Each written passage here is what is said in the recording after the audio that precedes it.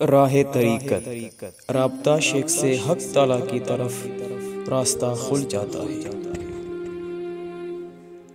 حضرت امداد اللہ مہاجر مکی رسالہ امداد السلوک ترجمہ صفحہ 64 میں فرماتے ہیں کہ مرید کو یقین کے ساتھ یہ جاننا چاہیے کہ شیخ کی روح کسی خاص جگہ محدود نہیں ہے، پس مرید جہاں بھی ہوگا، خواہ قریب ہو یا بعید، وہ شیخ کے جسم سے دور ہے لیکن اس کی روحانیت سے دور نہیں۔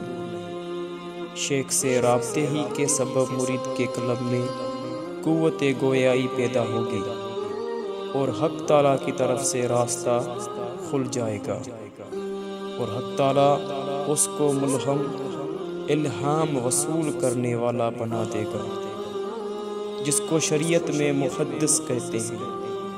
گویا کوئی کہنے والا کہہ گیا اور اس نے کانوں سے سن کر سمجھ لیا، یہی الہام ہے۔